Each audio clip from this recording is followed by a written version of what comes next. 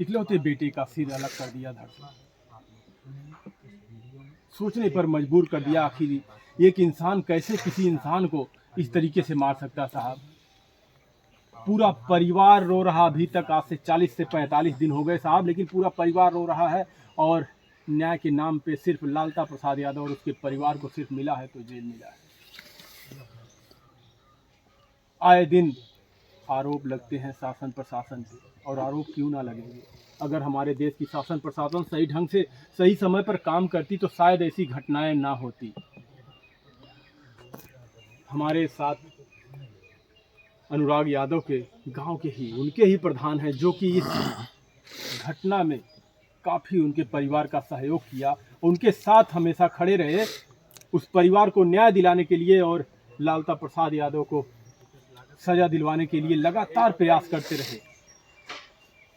इन्होंने यहाँ तक कहा कि उसका जो मकान बना हुआ है ग्राम समाज की ज़मीन पर बना हुआ है।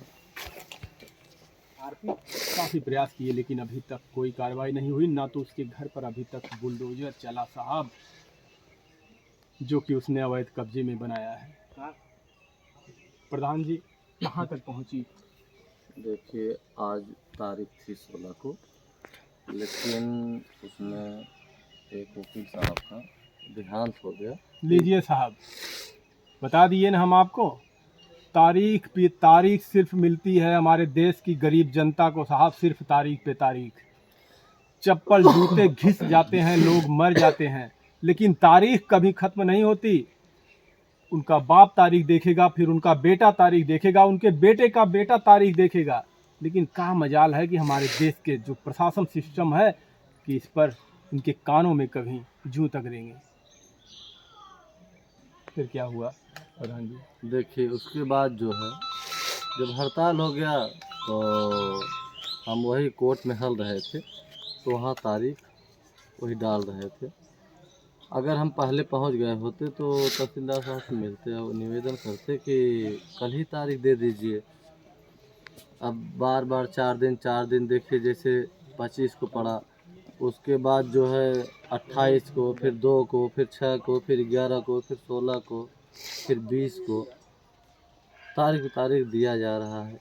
इतना तारीख, आज मान लीजिए कि हड़ताल हो गया, वकील साहब का देहांत हो गया, मान ले रहे हैं हम, लेकिन और पहले तो नहीं ऐसा हो रहा था, हड़ताल नहीं हो रहा था। उन्हें तो तुरंत तत्काल में छोटे छोटे मुकदमों को तत्काल निर्णय ले रहे हैं। इतना बड़ा मुकदमा है, उन्हें दिख नहीं रहा है कि इतना बड़ा मुकदमा उसका निर्णय ले लें। उसे तो तुरंत लेखपाल बुला के बयान करा लिए होते उसी दिन, उसके बाद तुरंत तत्काल उसका निर्णय ले लिए होते। मकान सरकारी ज़मीन बना हुआ है, उसको तुरंत तत्काल गिरा दिए होते। अगर जैसे वो झट से मूड़ी काट दिया, वैसे झट से उसको निर्णय दे दें, सब संतुष्ट हो जाए, उनकी माताजी संतुष्ट हो जाए, पिताजी। हाँ, एक चीज़ है, अनुराग को तो नहीं लौट के आ पाएंगे, लेकिन इन्हें दंड मिल जाएगा कठिन से कठिन, तो इन्हें तो कुछ शांति तो मिल जाएगी। जब से गला काट के गिरा दिए हैं, जैसे बकरा की तरह, मुर्गा की तरह, तभी से उनके पिताजी, उनकी माताजी जब हम आते हैं, देखते हैं या फ़ोन करते हैं, हरदम रोते ही मिलते हैं। अगर आपको विश्वास नहीं हो तो आकर इस घर पर देख लीजिए। आप पहुंचेंगे तो इनका पूरा परिवार बिखरा पड़ा होता है, रोता बिलखता रहता है कि हमारे बेटे के दोषियों को सजा कब मिलेगी। साहब ये हाल है, अभी 40 से 45 दिन हो चुके हैं लेकिन कुछ भी नहीं। आपने उस समय डीएम एसडीएम कानून गोद तक भी यहाँ आए थे, शासन प्रशासन पूरी लगी थी, नापी भी हुई लालता प्रसाद यादव के घर की, नोटिस तक भी लग गया, तो कार्रवाई में कहाँ रह गई अभी कमी? कार्रवाई में वही लचीनापन कर रहे हैं। कार्रवाई क्या है, तत्काल उसको निर्णय ले लेना चाहिए। अभी वही लेखपाल का बयान उस दिन कहे 11 तारीख को कहे कि उनका बयान होगा। बयान पहले नोटिस जाती है, फ़ोन किया जाता है, उन्हें सूचना दिया जाता है।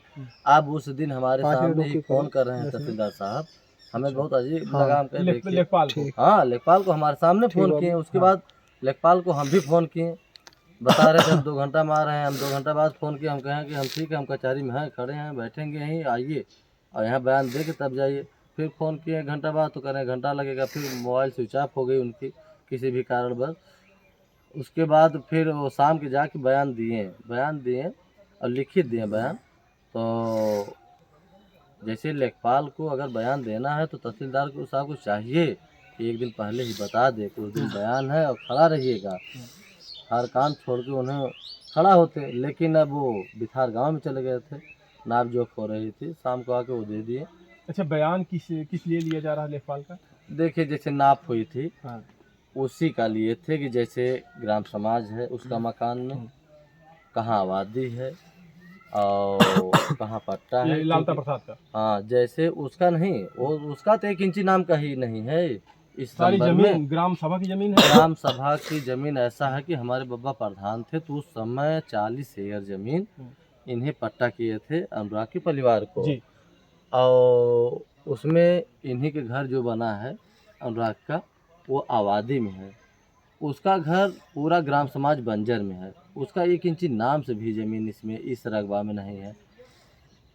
अब आप समझ सकते हैं एक हत्यारा जो इतनी सारी अवैध जमीनों को कब्जा करके अपना मकान बना लिया है, उस पर अभी तक बुलडोजर की कार्रवाई नहीं हो पाई। हालांकि सुप्रीम कोर्ट का आदेश है कि बुलडोजर की कार्रवाई समाधान नहीं है किसी मसले का हल करना, लेकिन वो अवैध कब्जे में है ना, किसी ऐसी ज़मीन पे तो चलाना नहीं है। अगर वो अवैध कब्जा किया है तो आखिर क्यों नहीं चलाया जा रहा इस पे?